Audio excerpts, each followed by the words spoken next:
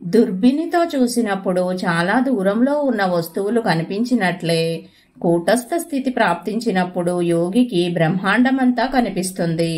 అర్జునుడు తైజస తత్వం, దాని ద్వారా యోగిలో జిజ్ఞాస పుట్టుకొస్తుంది.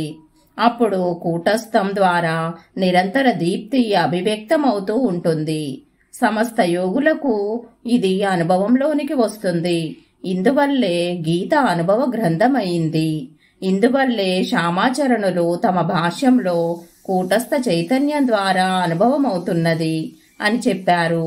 యోగికి ప్రాణామాయ స్థితిలో యోని ముద్ర ద్వారా ఆజ్ఞాచక్రం తాలూకు బంగారు వన్నె వలయం లేదా మండలం మధ్యలో ఉండే కృష్ణత అనగా నలుపు బిందు స్వరూపమైన ఒక చక్షువును కనబరుస్తుంది. ఆ తరువాత అది కోట్లాది సూర్యుల కాంతిని ధరించి యోగిని ఆత్మహారుణ్ణి చేస్తుంది.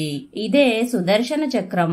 దీని దర్శనం వల్ల యోగి పాపాలన్నీ నశించిపోతాయి. అది వాటిని హరింపచేస్తుంది. ఇందువల్లే దాన్ని హరి అంటారు.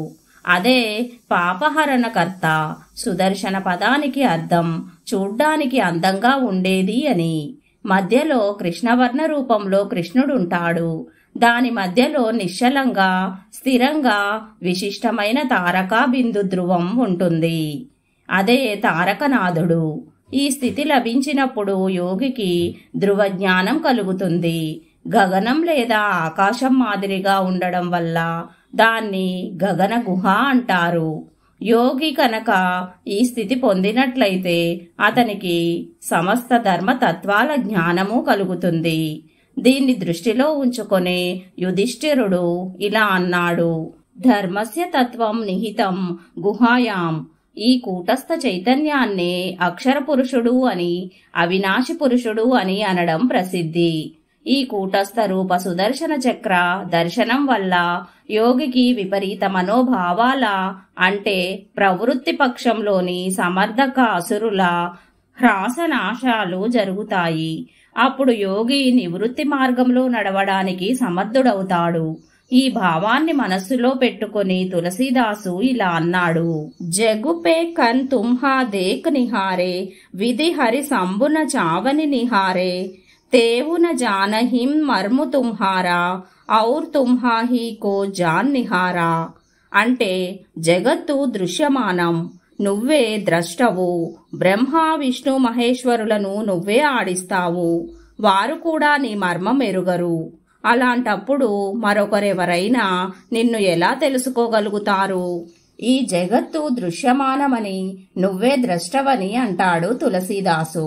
బ్రహ్మ విష్ణు మహేశ్వరులను నువ్వే ఆడిస్తున్నావని అంటే సత్వ రజస్తమో గుణాలు 3 దైవాలని అర్థం.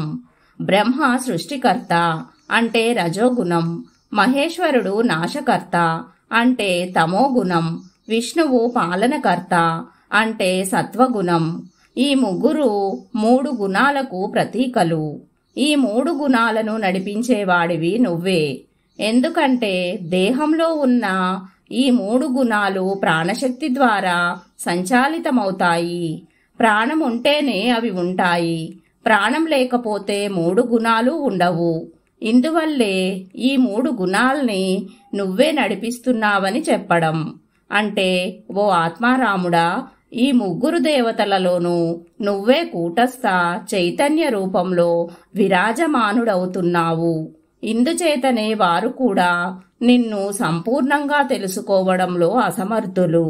ఈ 3 గుణాలే నిన్ను తెలుసుకోలేకపోయినప్పుడు తక్కిన ఇంద్రియాలన్నీ నిన్ను ఎలా తెలుసుకుంటాయి?